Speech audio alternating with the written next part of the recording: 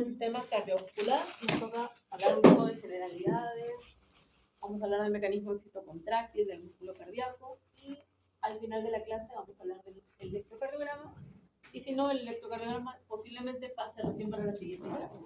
Continuamos siempre donde nos quedamos. Las reflexiones de la experiencia, ¿cuáles son las funciones del sistema cardiovascular? ¿Cuál es su función?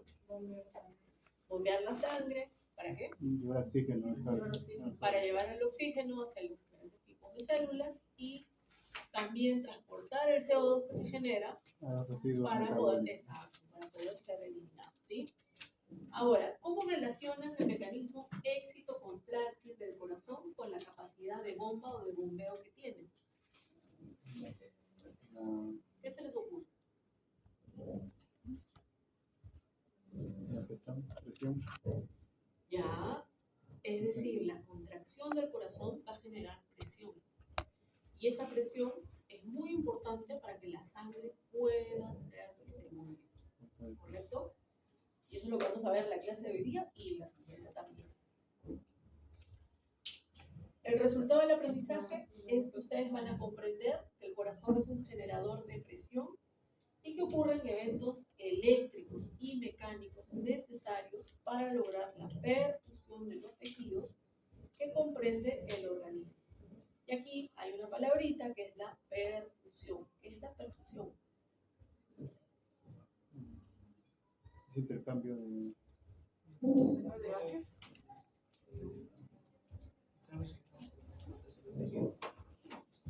Es la llegada de la sangre oxigenada hacia los tejidos.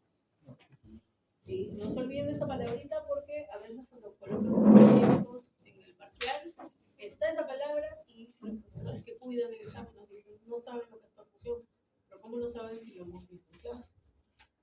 ¿Sí? Entonces, ojo con esa palabrita. Salud. Este es el contenido de lo que vamos a ver hoy día. Hasta donde llegue. ¿Okay? Entonces, ya sabemos que el corazón va a actuar como una bomba, es decir, se va a encargar de impulsar la sangre a través de los vasos sanguíneos para que lleguen a las diferentes células, tejidos, órganos y sistemas. ¿Sí? ¿Transporta sustancias a través de la sangre? Sí, efectivamente. Y ese transporte va a incluir a sustancias que son necesarias para las células, pero también sustancias que son de desecho, ¿no? Que se producen a través del proceso de metabolismo. Entre las requeridas, por ejemplo, principalmente el oxígeno, ¿no? Aminoácidos, glucosa, ácidos grasos, lípidos, proteínas, hormonas. Muchísimas hormonas se transportan a través de la sangre, por ejemplo. ¿No? Es un vehículo muy importante para que puedan llegar a sus células dianas, es decir, a sus órganos blancos y que puedan generar un efecto. También tenemos sustancias de desecho como ácido láctico, el CO2, productos nitrogenados, ¿no? Proteínas que se van a ir degradando, entre otros, y que finalmente tienen que ser eliminadas del organismo de alguna manera. Ahora, ese transporte de la sangre, ¿no? Es decir, el flujo de la sangre a través de los vasos sanguíneos, se va a dar por una diferencia de presión. Tiene que haber diferencia de presión para que pueda fluir la sangre. Y siempre va a ir de mayor a menor presión. De mayor presión a menor presión. Siempre. Es la única forma que pueda pasar. Y vean que este intercambio de estas sustancias requeridas y que son de desecho, las que van a ser eliminadas, se da a través de un proceso de difusión. Difusión que ocurre, tal vez ustedes recordarán, los que han llevado ya histología, a través de los capilares. A nivel de los capilares es donde se da ese intercambio. Por ejemplo, si hablamos del oxígeno y del CO2, hablamos de los capilares alveolares o los capilares tisulares también, ¿no? Para el intercambio del oxígeno y del CO2. Y esto ocurre siempre siguiendo su gradiente, ¿no? En este caso es una gradiente de presión, de mayor a menor presión. Así como habíamos visto de una mayor gradiente a menor gradiente, mayor presión a menor presión, ¿sí? Y va a ir de los capilares hacia el intersticio y del intersticio hacia las células, para dejar los elementos requeridos. Y para los de desecho va a ser al revés, desde las células al intersticio hacia los capilares, para finalmente ser eliminados. Eliminados, por ejemplo, el CO2 a través de lo que vendría a ser lo que sería la respiración, ¿no? Por ponerles un ejemplo. O algunos productos nitrogenados que van a ser llevados hacia el hígado. O productos de desecho que van a llegar a los riñones y van a ser filtrados y van a ser eliminados por la orina. ¿Sí? Entonces, aquellas sustancias que no son necesarias para el organismo tienen que ser eliminadas. Y vean que esa difusión, vuelvo a repetir, va a ir de los capilares al intersticio hacia las células y de las células al intersticio a los capilares, dependiendo siempre que sean necesarias, sustancias necesarias o bien de desecho. Y aquí podemos ver en estos gráficos al corazón que actúa como una bomba. Igual aquí se va a encargar de bombear la sangre para llevar el oxígeno que está llegando a través de los capilares alveolares, ¿no? Los alveolos son los que van a permitir que se pueda dar ese intercambio con estos capilares, llegan hacia el corazón y el corazón va a encargarse de bombear esta sangre oxigenada hacia las diversas partes del organismo. Por ejemplo, hacia el encéfalo es muy necesario, hemos visto que, por ejemplo, para el aprendizaje, cuando estuvimos hablando un poco del sistema nervioso, era importante que haya oxigenación. Y creo que pusimos, no sé si fue con ustedes o con alguna otra sección, por ejemplo, en el momento que están estudiando para un examen, el oxígeno va todo hacia el encéfalo, ¿no? ¿Por qué? Porque necesita realizar trabajo, que es memoria, aprendizaje, desarrollo de habilidades, si es que, por ejemplo, es, no sé, un examen de cirugía, por ponerse un ejemplo. O vamos a suponer que este es un, no sé, un perro de carreras, ¿no? Entonces, ahí la oxigenación tiene que ser mayor hacia los músculos esqueléticos, de las extremidades, para poder correr y poder ganar la carrera. Lo mismo los caballos de carrera, ¿no? Necesitan que el gasto cardíaco llegue, ¿sí?, mayoritariamente hacia los músculos. ¿Por qué? Porque necesitan una mayor oxigenación. Podemos ver cómo fue evolucionando, ¿no?, la vida. En el caso de los peces, ustedes saben que tiene un complejo sistema respiratorio, pero también cardiovascular, que lo vamos a ver en un ratito. Y cómo a medida que va aumentando en la escala zoológica, se va haciendo más complejo, efectivamente, ¿no? Por ejemplo, en las ranas es tricameral, donde tenemos un ventrículo y dos atrios. Mientras que ya a medida en especies que habitan en lo que es la Tierra, se convirtió por esas adaptaciones en una cavidad tetracameral, ¿no? Siempre los mamíferos, y sobre todo el ser humano, es el que tiene el mayor desarrollo, el que va a permitir ese bombeo a través de estas cuatro cámaras. Y vean aquí cómo, de acuerdo a la dirección de la corriente del flujo de la sangre, se va a conocer un sistema de distribución, un sistema de difusión y un sistema de colección. ¿Quiénes están incluidas dentro del sistema de distribución? Las arterias, ¿sí? Las arterias, las arteriolas, se van a encargar de distribuir toda la sangre que está bombeando el corazón hacia los capilares, que es donde se va a dar esa difusión, ese intercambio de sustancias requeridas y sustancias de desecho. Y luego, en las vénulas, en las venas, se da el sistema de colección, es decir, la sangre va a ser colectada, va a ser llevada nuevamente hacia el corazón. ¿Para qué? Para que pueda ser, por ejemplo, en el caso del CO2 que se ha formado, sea conducido hacia los pulmones, hacia los alveolos y finalmente se elimine, ¿sí? Ahora, dice, las venas llevan sangre al corazón mientras que las arterias transportan la sangre desde el corazón. Y la gran pregunta es, ¿por qué no ocurre al revés? Por un lado tenemos las válvulas, ¿qué más? Por la presión. ¿Quién tiene mayor presión? ¿Las arterias o las venas? Las arterias, ¿sí?, tienen mayor presión. Son capaces de soportar presiones de 100, 120, 140 milímetros de mercurio. Y esa capacidad se la da ¿Quién? Sus paredes. Acuérdense que tienen más músculos, tienen fibras colágeno, tienen fibras reticulares, lo cual hace que tenga esa capacidad de poder expandirse al momento que la sangre está fluyendo con mayor presión. ¿Sí? Entonces tenemos estos tres sistemas de acuerdo a la dirección de la corriente. Tenemos aquí en el caso de los peces, tal vez por zoología recuerden que encontramos el seno venoso, que es el que se va a encargar de colectar la sangre poco oxigenada, la va a pasar al único atrio que tiene, ¿no? Y esa sangre, a su vez, va a pasar al único ventrículo que tiene. Y va a ser conducido a lo que se conoce como el bulbo arterioso. ¿Para qué? Para poder distribuir un momento en que la sangre ya ha sido oxigenada, porque, ojo, si bien hablamos de un ventrículo y que está recolectando esta sangre no oxigenada, la está llevando, la va a conducir hacia las branquias, donde va a ocurrir el intercambio. Y la sangre oxigenada va a regresar al ventrículo y va a pasar a este bulbo arterioso, que es donde se va recién a distribuir nuevamente a todo el sistema de los peces. ¿Sí? Ellos tienen una diferencia respecto a los mamíferos, que es lo que nosotros más vemos. Vean aquí el sistema circulatorio. Ustedes recordarán que hay una circulación menor y una circulación mayor. Circulación menor, estamos hablando de la circulación que va desde el corazón hacia los pulmones, ¿sí? Que también se conoce como circulación de baja resistencia. ¿Por qué baja resistencia? Porque los pulmones son órganos que ofrecen baja resistencia al paso de la sangre.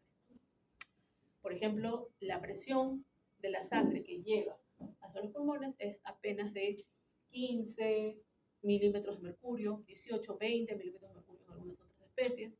Es muy bajo, en realidad. A diferencia de la circulación mayor, que es la circulación sistémica, ¿no? Que va a todo el organismo prácticamente, salvo lo que vendrían a ser los pulmones. Y en este caso se conoce como de alta resistencia. ¿Por qué? Porque son órganos más sólidos y que ofrecen una mayor resistencia. Por lo tanto, también la presión es mayor, ¿no? Ahí estamos hablando de presiones promedio de 100 milímetros de mercurio, muchísimo más que el anterior. Ay, hay una mosca. Ahora, también tenemos que hablar de una circulación en serie y una circulación en paralelo. En el caso de la circulación en serie, nos habla de que la sangre primero se dirige a un órgano, regresa al corazón y luego puede regresar a ese mismo órgano o puede distribuirse a otro órgano, como vemos aquí. Vean, sería en serie cuando la sangre va desde el corazón hacia los pulmones, de los pulmones regresa al corazón y del corazón ahora sí va a ser distribuida a todo el cuerpo, a todo el organismo. Es así que se conoce en serie. Luego tenemos la que es en paralelo, que significa que la sangre que está siendo distribuida va a llegar al mismo tiempo a diferentes órganos. Que esto se presenta mucho en la circulación mayor, en el sentido de que, por ejemplo, la sangre que está siendo bombeada, que va a través de la aorta, va a llegar al intestino, va a llegar a los riñones, va a llegar al estómago al mismo tiempo. No es que, por ejemplo, va del corazón al estómago, del estómago regresa al corazón, del corazón va al intestino, no, sino que es la misma sangre al mismo tiempo que está yendo a diferentes órganos. Y en ese caso se conoce en paralelo, como vemos aquí. Va al mismo tiempo a diferentes órganos. Ahora, sabemos que toda regla tiene sus excepciones, que es lo que se conoce como el sistema Porta. Y tenemos tres sistemas Porta.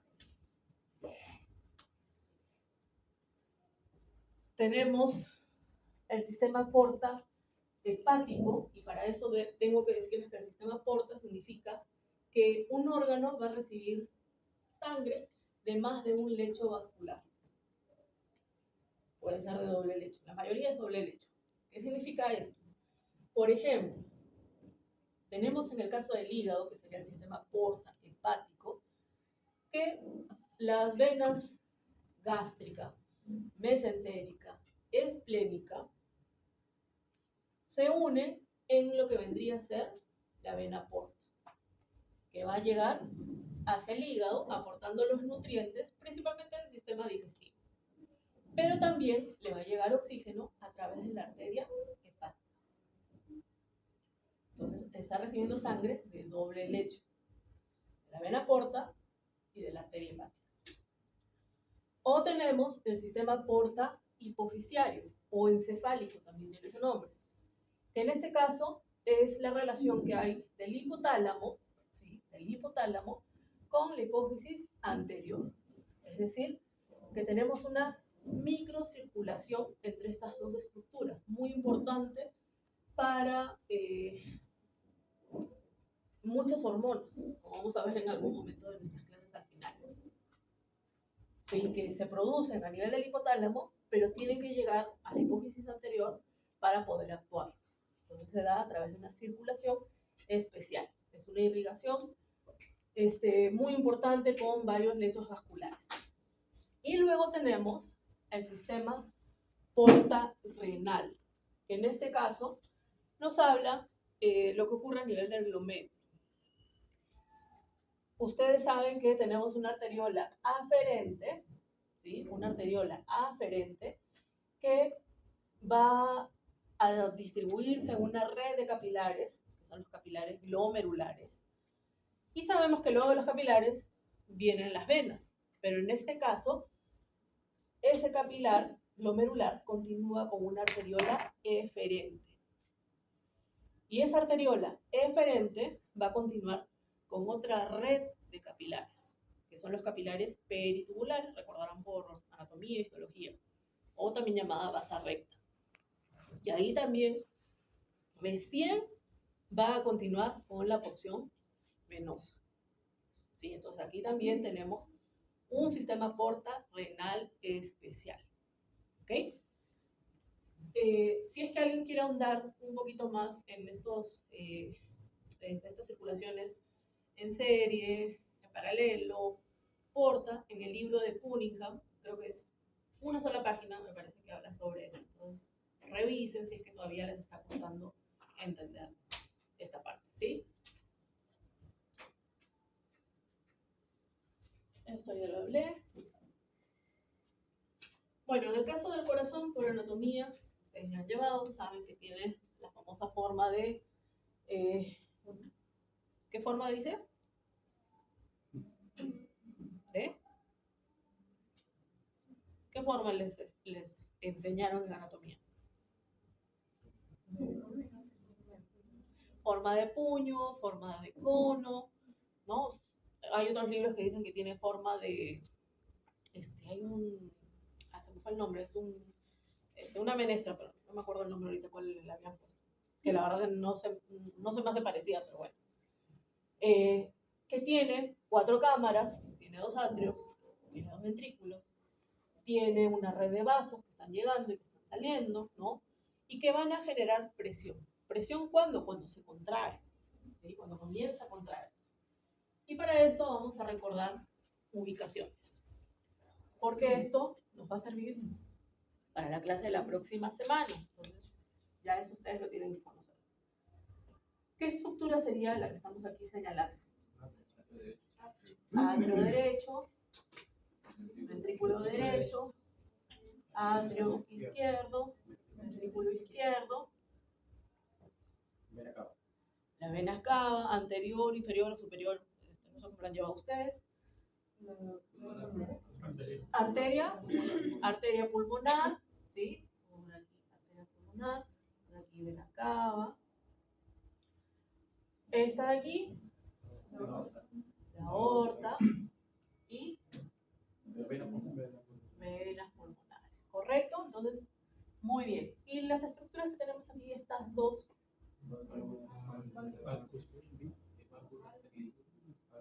¿Cuál es esta?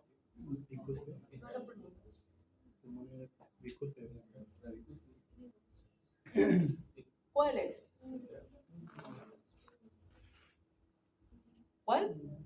Bicúspide. ¿Seguros? Bicúspide, tricúspide, Válvula pulmonar. válvula aórtica. Y aquí sí tenemos las otras válvulas. ¿Cuáles? Válvulas atrioventriculares. ¿Cuál? Derecha. ¿Cuál era la derecha? La vi. ¿Bi o tri? Vi. Tri. Y la válvula atrioventricular bicúspide. ¿Ok? Ahora, es importante, como les dije, como ustedes me respondieron hace un momento, que el corazón tiene que generar presión. ¿Sí? Entonces, de los vasos sanguíneos que nosotros hemos nombrado, ¿cuál tendría mayor presión? La aorta, ¿no? Por ahí escuché que dijeron aorta. La que va al cuerpo. Correcto, que es la que va a llevar la sangre a todo el cuerpo. Aproximadamente, esto va a variar porque nosotros vemos muchas especies. Vamos a poner aquí una especie de promedio de 120 milímetros de mercurio. ¿Ok? En el caso de la arteria pulmonar, ¿de cuánto es su presión? ¿Igual? ¿De cuánto? 15. Entre 15 y 20 milímetros de mercurio. ¿Sí? Es mucho menos. Acuérdense que va a llegar hacia los pulmones para que la sangre pueda oxigenarse. Es de baja resistencia, por lo tanto no necesita mucha presión. Ahora, en el caso de las venas cavas, ¿de cuánto es la presión? Aproximadamente, ¿no? 5 milímetros de mercurio. Hay algunos libros que hablan de 2 a 5. Va a variar entre las diversas especies. Y en el caso de las venas pulmonares, 5 a 10 milímetros de mercurio. ¿Ok? Entonces, el corazón tiene que, al contraerse, generar presión. ¿Para qué necesita generar presión? Para permitir que la sangre pueda salir del corazón, para que pueda ser bombeado. Y algo muy importante, vean cómo en el caso del ventrículo izquierdo, sus paredes son más gruesas, si lo comparamos con la del ventrículo derecho. Y esto se debe a que el ventrículo izquierdo necesita generar mayor presión, debe de superar 100, 110, 120, 130, 140 en algunas especies, milímetros de mercurio. A diferencia del ventrículo derecho, que debe superar una presión de 15, 18, 20 milímetros de mercurio. Es por eso que es más desarrollado la musculatura del ventrículo izquierdo. Ojo, si es que a alguien le toca en su producto sistema cardíaco, acuérdense que su ventrículo izquierdo sea más grueso, porque si la profe ve que está igualito, eso les va a restar puntos. Entonces, ojo, y ahí ya les estoy dando un tip si es que a alguien le toca.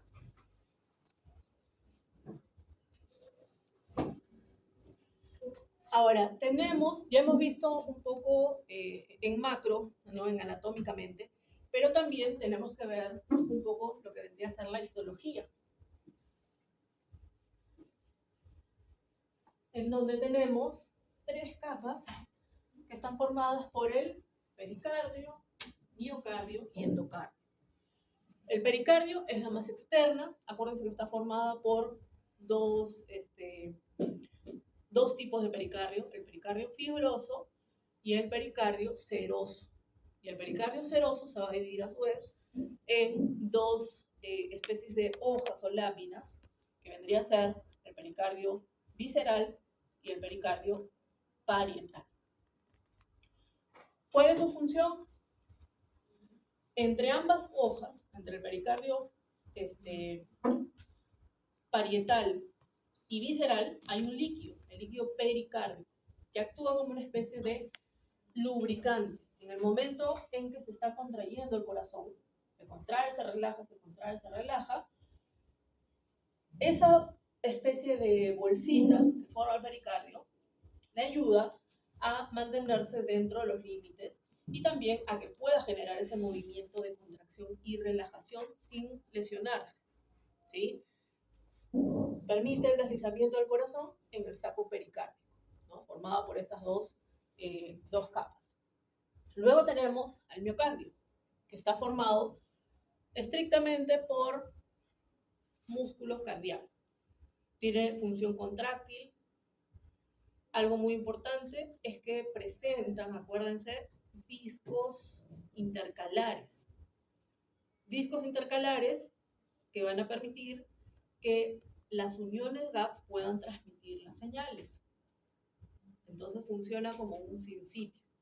Por eso nosotros vemos que el corazón se contrae y se relaja en conjunto, porque estas uniones gap transmiten las señales, ¿sí? Para que se pueda dar esa contracción y esa relajación. Y luego tenemos el endocardio, que en este caso el endocardio es tejido conjuntivo y se encarga del revestimiento y continúa con lo que vendría a ser lo que son las válvulas y también con los vasos sanguíneos. ¿Sí? Tienen una misma estructura y tienen función también protector, ¿no? Pero de la capa interna.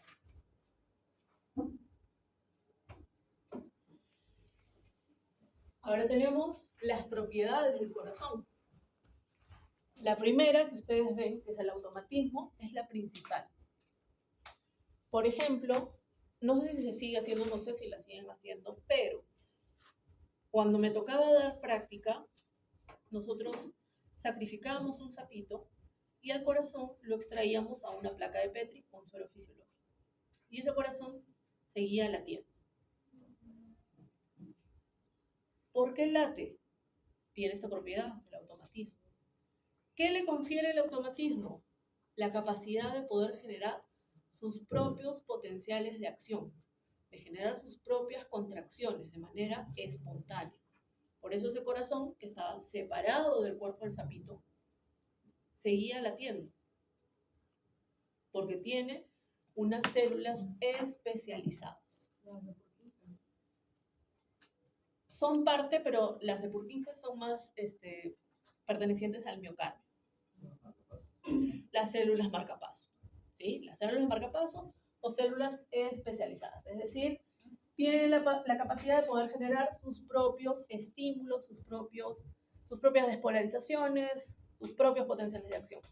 Es la que va a determinar la frecuencia cardíaca de un individuo, ¿no? De una especie. Tiene conductibilidad, permite propagar la excitación, es decir, una vez que se ha generado el estímulo de excitación, se va a traspasar a todas las células miocárdicas a través de las uniones GAP. Ahí están las uniones GAP, ¿no? Para generar esta conductividad. Tenemos la contractilidad, es decir, una vez que alcanza el umbral, lógicamente se va a contraer, es decir, la actividad electroquímica se convierte en energía mecánica, es decir, en la contracción propiamente dicha. Excitabilidad, como las células musculares esqueléticas, como las células musculares lisas, como las neuronas, son células excitables, entonces tienen la capacidad de contraerse ante un estímulo. Y también, luego de la contracción, viene la relajación. ¿Sí? Tiene la capacidad de relajarse. ¿Okay? Ahora, aquí en fisio, nosotros vamos a utilizar mucho, en la teoría y en la práctica, dos términos, el automatismo o cronotropismo y la contractilidad e inotropismo. Por ejemplo, cuando vimos el caso de la adrenalina,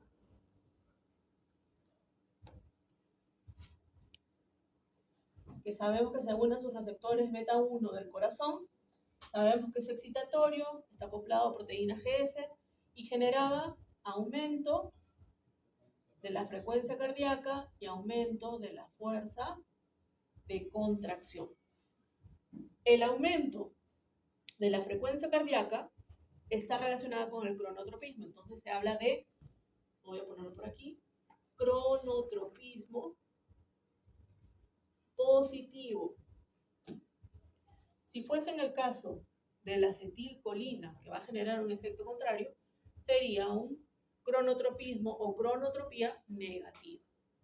Eso significa que disminuye la frecuencia cardíaca, ¿no? Y el aumento de la fuerza de contracción, estamos hablando de inotropismo. Entonces hablamos de inotropismo positivo. En farmacología, cuando vean algunos fármacos que disminuyen la fuerza de contracción, entonces ustedes van a hablar de inotropismo o inotropía negativa. ¿Sí? Entonces, positivo se aumenta, negativo se disminuye. ¿Ok? Muy bien, entonces tenemos aquí las propiedades. Y nos toca hablar de lo que vendría a ser del sistema de éxito-conducción. Justamente por ese automatismo que poseen las células miocárdicas, en el cual sabemos que va a generar su impulso eléctrico, va a ser conducido, generando excitación, ¿no? Y el objetivo, vean aquí, esto es muy importante, producir una contracción prácticamente simultánea de todo el aparato contráctil cardíaco. Es decir, vuelvo a repetir, que funcione como un sincillo, como si fuese una célula gigante.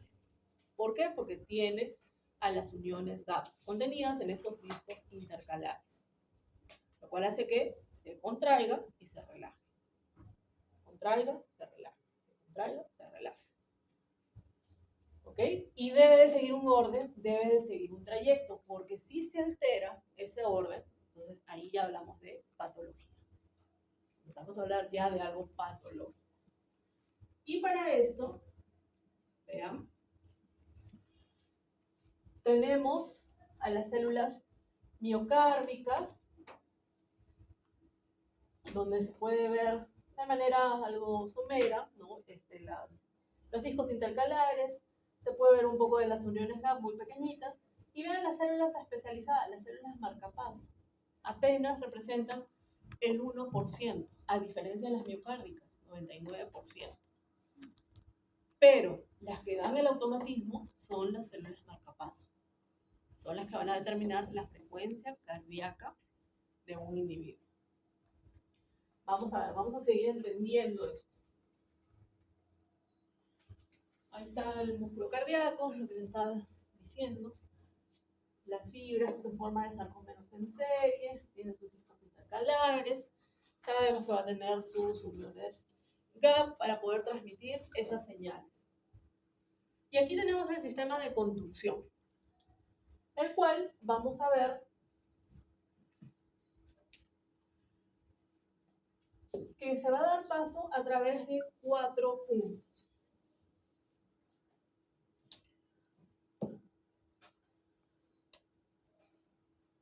El primero es el nodo sinusal. El segundo es el nodo atrioventricular. El tercero es el haz de His. Y el cuarto es el que nos dijo la señorita Ballesteros, que es las fibras de Purkinje. ¿Okay? Son 4 puntos a través de los cuales se va a dar el sistema de conducción. El nodo sinusal, ¿sí? También llamado, como ustedes se fijan aquí, sino auricular, pero creo que ya la mayoría de libros, de artículos hablan solamente ya de sinusal, se encuentra en el atrio derecho. ¿Dónde? Casi en la desembocadura de las venas cavas, a ese nivel. Y es el que va a determinar la frecuencia cardíaca. Por ejemplo, si tenemos, vamos a suponer que tenemos un perro, ¿sí? Que tiene 80 latidos por minuto, ¿sí? Entonces va a generar 80 despolarizaciones, 80 potenciales de acción, que se traduce en 80 latidos por minuto. Esa es su frecuencia cardíaca. ¿Okay? Ahora, esta información va a pasar al siguiente nodo, que es el nodo atrioventricular, que se encuentra prácticamente en esa porción fibrosa que está a nivel de la válvula, atrioventricular, de ahí su nombre. Por lo tanto, esa información ya no va a generar 80 latidos por minuto, sino por lo que les estuve diciendo, que está una porción más fibrosa, va a sufrir un retraso. Entonces estamos hablando de a lo mejor 50 latidos por minuto. ¿Ok? Esa información va a seguir retrasándose. ¿Por qué? Porque tengan en cuenta que va a continuar a través de las de His, que se divide en rama derecha y rama izquierda. Va a pasar por una porción de músculo, ¿no? Muy compacta a nivel del septum, entonces hace que esto siga disminuyendo. Ya no van a ser 80, no van a ser 50, posiblemente sean, o sea, vamos a ponerle 30 latidos por minuto. Y ya en las fibras de Purkinje, no sé si ustedes lo logran ver, si no vean en sus diapositivas, son unas fibras que van a distribuir estas señales a través de los ventrículos. Y esto va a seguir disminuyendo. Vamos a ponerle, no sé, 18 latidos por minuto.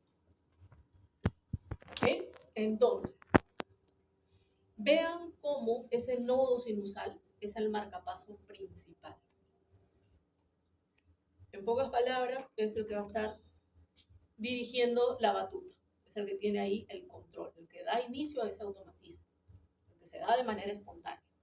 Y va transmitiéndolo a las otras estructuras, a los otros puntos, pero van disminuyendo. Es normal, por todo lo que ya hemos hablado. Ahora, ¿qué pasa si falla el nodo sinusal? ¿Qué pasaría si falla? Vamos a ver aquí. No hay nodo sinusal, dejó de funcionar. ¿Qué va a pasar con ese sistema de conducción? Supongo que como no hay señal, no funciona.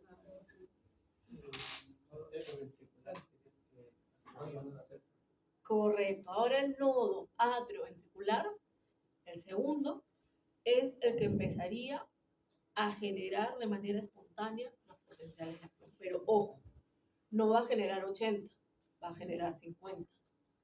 Y aquí hay dos posibilidades. Que el organismo se adecue a este nuevo comandante, a este nuevo nodo principal, y si se adecua, perfecto, sí, sigue funcionando.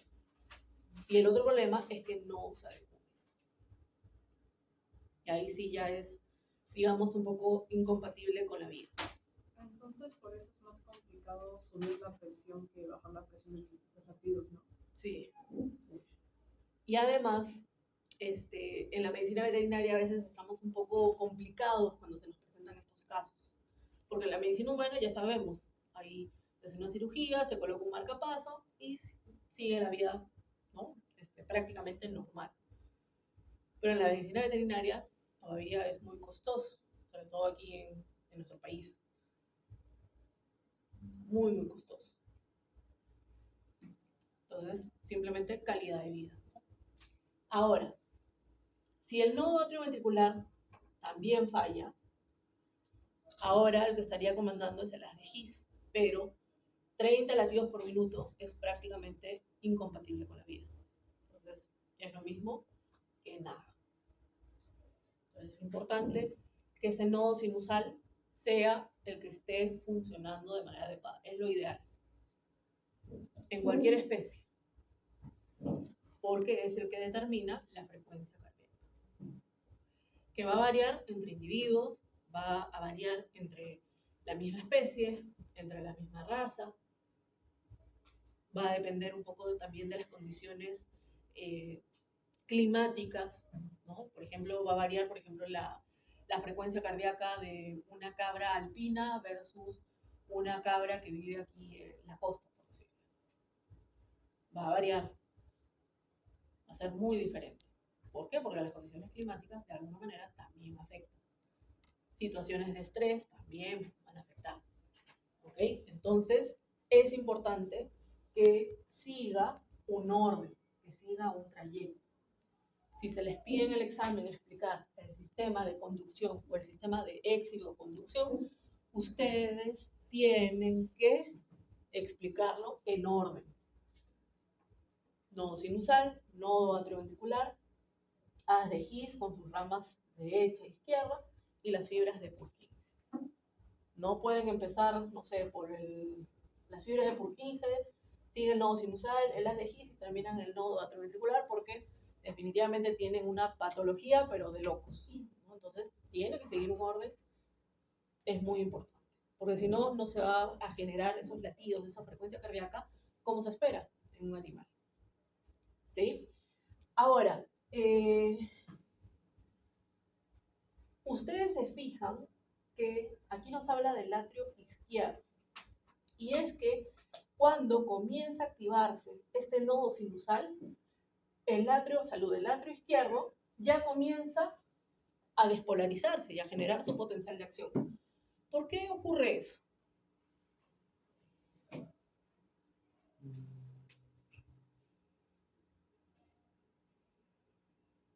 Hay una inervación especial que se da a través de lo que vendría a ser el haz de Bachmann.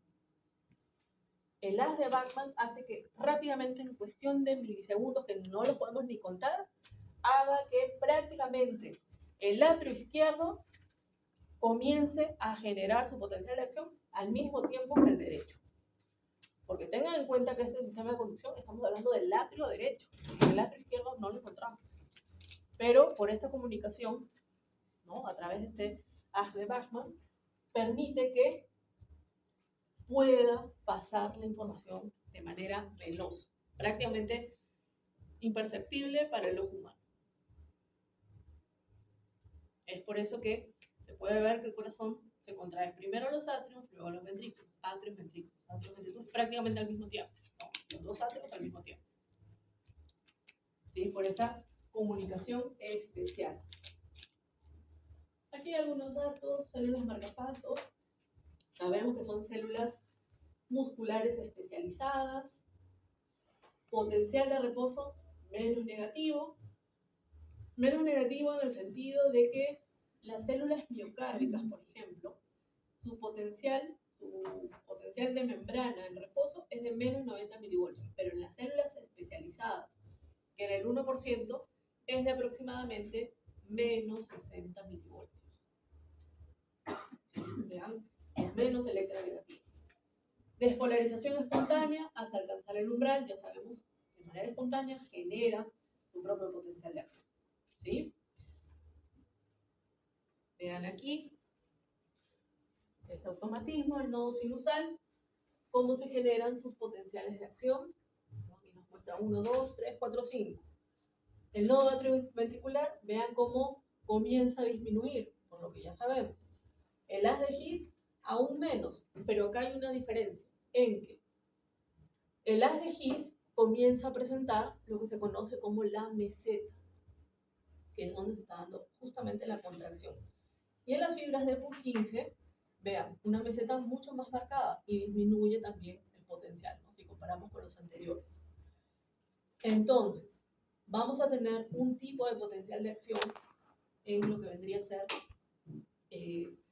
las células especializadas, que es en las que están contabilizadas el nodo sinusal y el nodo atrioventricular, y otro tipo de potencial con meseta en las células miocárdicas, representadas por el haz de His y las fibras de Purkinje. ¿Sí? Dos tipos de potencial que vamos a ver en un ratito.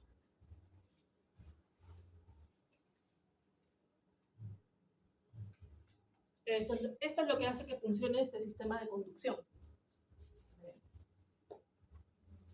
Nodo sinusal, nodo atrioventricular, haz de His y sus fibras de Purkinje.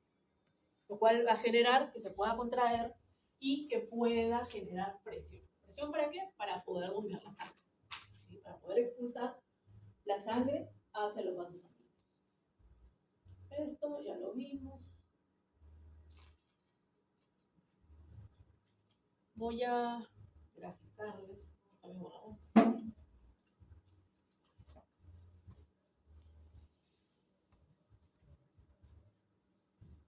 Hagan un ratito para poder graficarles.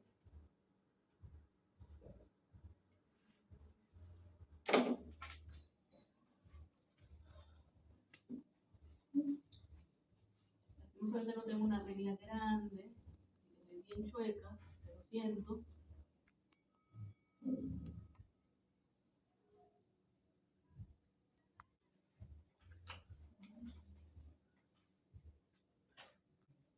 Estas células marcapaso y las células miocárdicas. Habíamos visto que en el caso de las células marcapaso no tenían esa meseta, ¿sí? Entonces, cuando hablamos de células marcapaso, estamos hablando de lo que vendría a ser el nodo sinusal y el nodo atrioventricular. Su potencial de membrana en reposo es de menos 60 milivoltios, ¿sí? Y nosotros sabemos que de manera espontánea se generan estos potenciales de acción. ¿Cómo ocurre ello? Porque existen unos canales que se conocen como canales Fanny, en la abreviatura de IF. En muchos libros, Fanny, acuérdense, está en inglés y si lo pasamos a castellano es divertido. Entonces se llaman canales divertidos. Así lo pusieron, no me pregunten por qué, pero se supone que es porque se abren sin razón aparente, ¿sí? Sin motivo, de manera espontánea. Lo cual permite que haya un ingreso de sodio. Entonces comienza a entrar cargas positivas y va haciéndose un poquito menos electronegativo. A continuación, esto va a generar que se abran unos canales de calcio que se llaman canales de calcio T, de transitorios.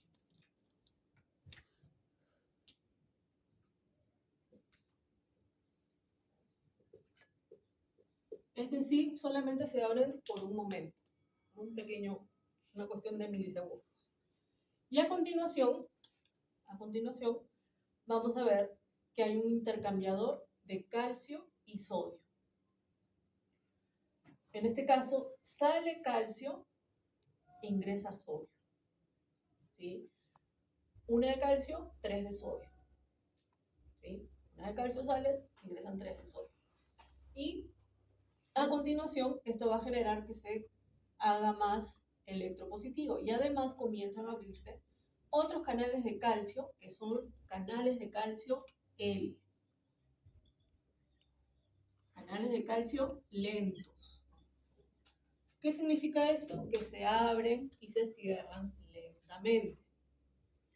Entonces se abren estos canales de calcio lentos, ingresa el calcio, hasta que llega a un aproximado de más 30 milivoltios, que vendría a ser su pico, pero a diferencia de los potenciales en espiga, no se forma la espiga, sino que tiene una pequeña curvatura.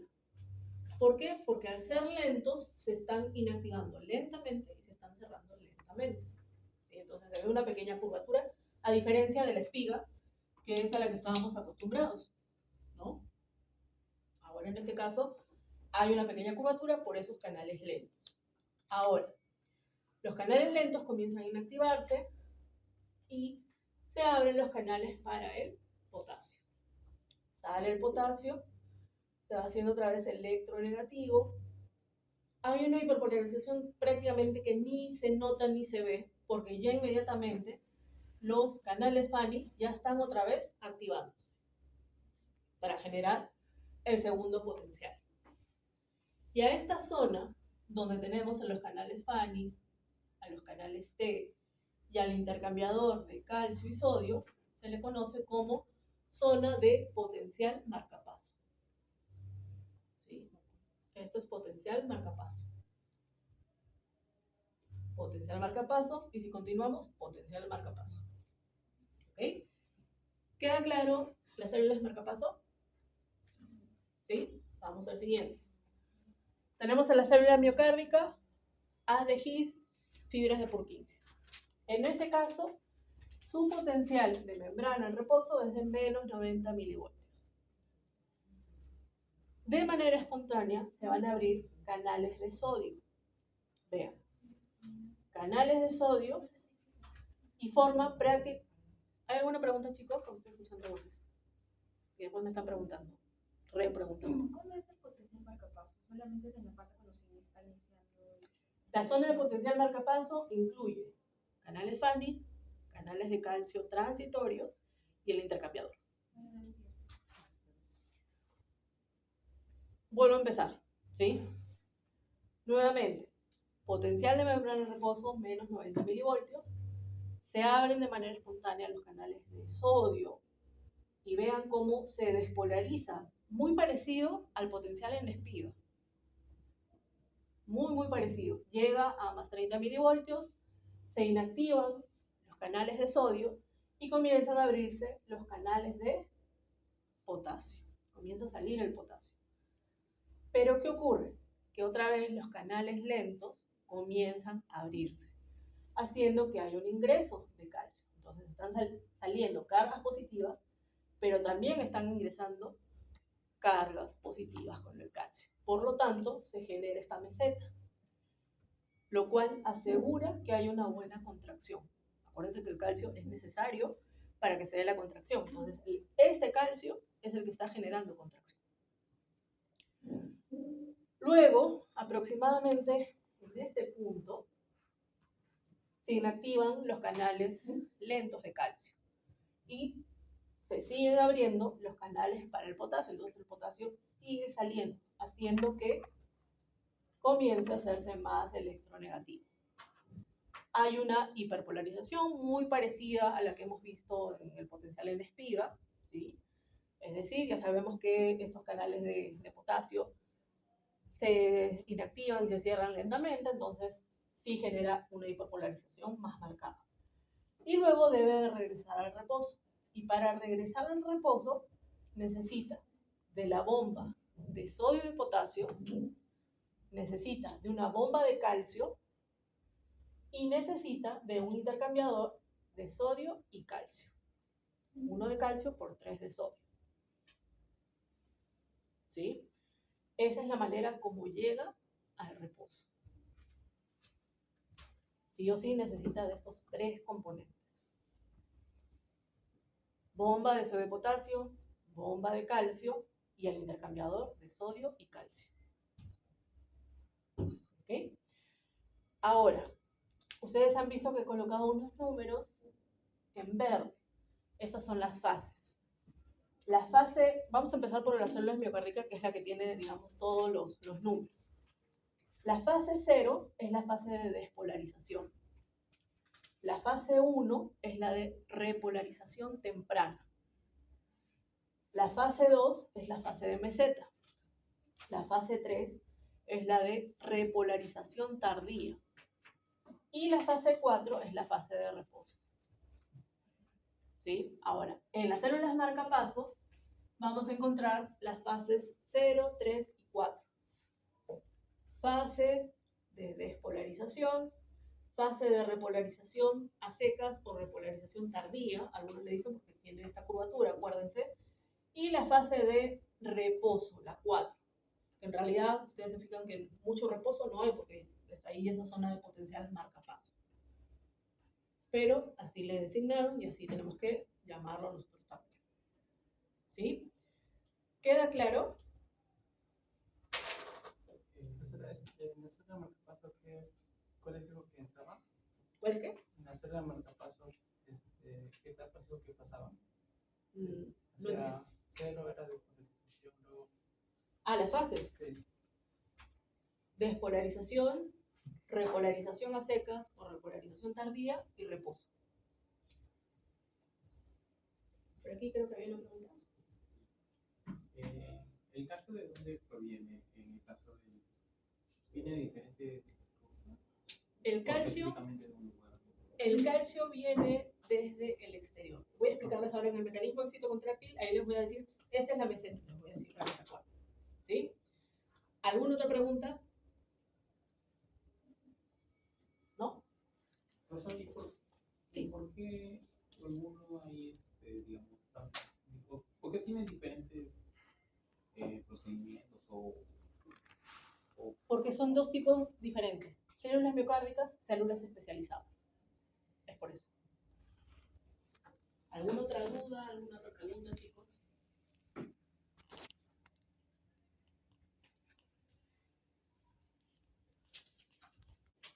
Ahora sí voy a borrar porque si no vamos a poner. En las siguientes diapositivas es lo que ya hemos hablado, lo que ya hemos graficado. aquí nos hace un comparativo entre las células miocárdicas con su meseta y nos hace el comparativo con el potencial en espiga, ¿no? Ya sabemos que en espiga vamos a encontrar en el músculo esquelético y en neuronas. Igual aquí ya hemos hablado, también ya hemos hablado. Esto también ya lo hemos hablado, de hecho está acá en amarillito, ¿no? Cuando el nodo sinusal, que dice se destruye, o pierde la conexión con el nodo atrioventricular, este toma la responsabilidad de controlar la contracción de los ventrículos, es lo que habíamos hablado.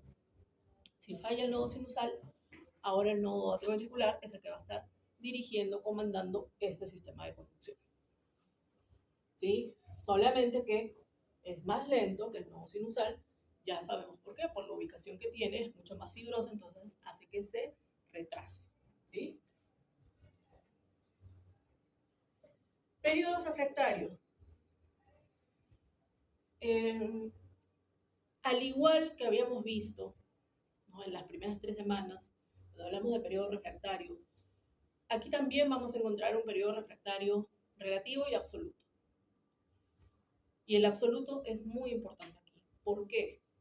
Porque es el que va a generar que se pueda dar la meseta de buena manera, es el que le va a dar tiempo que se pueda contraer bien el corazón, para que en un principio pueda bombear la sangre adecuadamente y también posteriormente pueda relajarse en el momento que sea la diástole y pueda llenarse de sangre.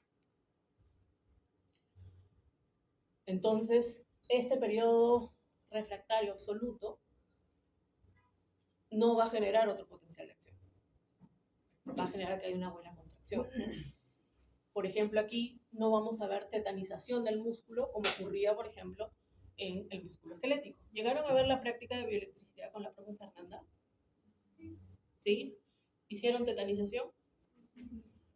En este caso, imposible. ¿Por qué? Porque el periodo refractario dura mucho tiempo. Ahora, ¿puede haber un periodo refractario relativo? Sí. ¿Dónde? Aproximadamente también terminando la repolarización. Okay, ahí ya sabemos que los canales de sodio, los canales de calcio están totalmente cerrados. Entonces, ahí sí pueden estimularse. Ahora nos toca ver cómo se da el mecanismo éxito contráctil ahora en el músculo cardíaco. Sabemos que el músculo cardíaco es músculo estriado, al igual que el esquelético. Entonces, aquí también vamos a hablar de filamentos de actina y miosina, vamos a hablar de que hay troponina C, de que hay tropomiosina, y se da la contracción de manera muy parecida. Sí tiene sus diferencias, por supuesto. Si no, no sería fisiología, ¿no? Si es que no nos complican un poquito. Entonces, vean cómo la célula miocárdica también tiene túbulos T, y vean cómo el calcio, desde el exterior, ingresa dentro de la célula miocárdica. ¿Cómo ingresa? Sabemos que por ese cambio en la polaridad va a generar que comiencen a abrirse esos canales lentos del calcio. Entonces el calcio comienza a ingresar. El calcio que ingresa es calcio que sirve para la contracción, pero también es calcio que va a activar a los receptores de ranodina del retículo sarcoplásmico. Ojo, ahí ya vemos una diferencia respecto al músculo esquelético. ¿Sí? El calcio que ingresa activa los receptores de ranodina. Hace que salga más calcio. Y el calcio que se comienza a acumular se une a la troponina C, hace que se desplace la tropomiosina que se encontraba cubriendo los sitios activos de la actina, y las cabezas de miosina forman los puentes cruzados. Igualito. ¿Sí? Ahora, para que haya relajación, sabemos que el calcio tiene que desaparecer. Entonces el calcio, vean lo que puede pasar, regresa al retículo sarcoplásmico a través de la bomba cerca, puede salir a través de una bomba de calcio hacia el exterior que se encuentra en las membranas, o bien con el intercambiador de calcio y sodio. 1 de calcio por 3 de sodio. Y vean aquí lo que tenemos. bomba de sodio, bomba de calcio, intercambiador. ¿Se acuerdan cuando la célula miocárdica llegaba al reposo? Esa fase 4. ¿Qué encontrábamos? La bomba de sodio y potasio, la bomba de calcio y el intercambiador. Y ese es el calcio que está ingresando, los canales lentos. ¿Alguna duda sobre el mecanismo excitocontráctil? Sí. Los receptores siguen siendo lo mismo, renina y hidropirina. En este caso, estos proteínas canal para el calcio, hay algunos que lo denominan DPH, hay algunos autores que le siguen diciendo dihidropiridina y hay otros que simplemente dicen canales de calcio. Cualquiera de los dos nombres que ustedes me coloquen para el músculo cardíaco va a estar bien. ¿Sí? ¿Alguna otra duda? Es similar al... Les dije, muy parecido. Si entendieron el mecanismo excitocontráctil del músculo esquelético y lo compararon con el músculo liso, se dan cuenta que esto es un poco la mezcla de los dos. ¿Sí? Por eso, no sé si fue a ustedes o a otra sección que les dije, cuando les toca estudiar cómo se contraen los músculos, hagan una tablita y comparen músculo esquelético, liso y cardíaco, con sus características. Entonces, es una forma fácil, más sencilla de poder entender. Tienen ahí toda la explicación, más bonita, más complicada. Igual aquí, este es el mecanismo excitocontráctil de lo que hemos visto. Y me voy a centrar en este gráfico, donde nos muestra cómo se da la contracción a nivel del sistema cardiovascular. Por un lado, nos muestra al miocardio y por otro lado nos muestra un vaso sanguíneo. ¿Sí? En el caso del miocardio, que es lo que hemos visto recién, el calcio ingresa a través de los túbulos T, sirve para que los receptores de ranodina se activen, el calcio salga y se dé la contracción. ¿Sí? La contracción del músculo cardíaco. Ahora, ¿qué pasa en el caso del vaso sanguíneo? Tenemos por un lado a una sustancia que es la endotelina, que ustedes ya han escuchado hablar de ella la semana pasada, ¿no? ¿Qué hacía la endotelina?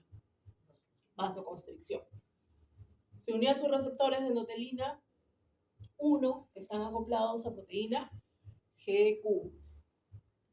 Por lo tanto, lo que hacen es que se active la fosfolipasa C, degrada el fosfoinositol bifosfato y nos dé segundos mensajeros. Inositol trifosfato y si le agregamos, ¿no?, también el diacilglicerol. El inositol trifosfato se dirige al retículo sarcoplásmico donde tiene sus receptores. Una vez que se une, permite que el calcio salga y genere la contracción. ¿Cómo se genera la contracción aquí? ¿Va a ser igual que allá? ¿Que el músculo cardíaco? No. ¿Por qué?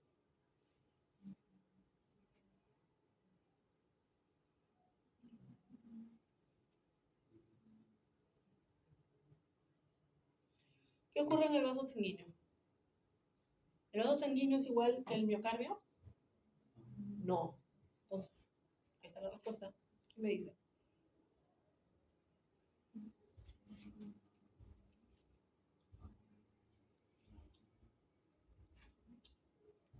¿Cómo sería la contracción aquí?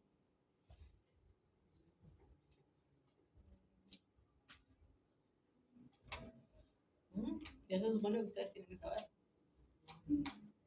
¿Cómo se ha formado el vaso sanguíneo? ¿Qué músculo? Liso. Entonces, ¿cómo se genera la contracción aquí? Si es músculo liso. Se une la calmodulina, forma el complejo calcio-calmodulina, activa la cadena ligera de la miosina y se forma el puente cruzado. Entonces, quiero que se fijen que a pesar de ser un mismo sistema, encontramos dos tipos de músculos y que van a generar contracción, aumentar la fuerza de contracción, aumentar la frecuencia cardíaca, generar vasoconstricción, pero nuevamente, ¿de qué va a depender? Primero es un mecanismo fisiológico, pero también va a depender del tipo de músculo al que estamos encontrando aquí, de los que estamos hablando, para generar la contracción. Entonces, nuevamente, porque se les puede preguntar en el examen, ¿no? Entonces, hagan su comparativo de cómo se da la contracción en cada músculo. ¿Para qué? Para que sea más sencillo a la hora de poder explicar. ¿Ok? Muy bien. ¿Alguna pregunta? ¿Les parece si nos quedamos aquí? ¿Sí? Vamos a dejarlo aquí, porque ya estoy viendo caras de cansadas que ya no me están escuchando mucho. ¿Ok? Entonces vamos a dejarlo aquí. En realidad es poquísimo lo que queda, pero sí necesito que estén atentos. ¿Ok? Muy bien. ¿Alguna duda, alguna pregunta de lo que ya hemos hablado en la clase de hoy día?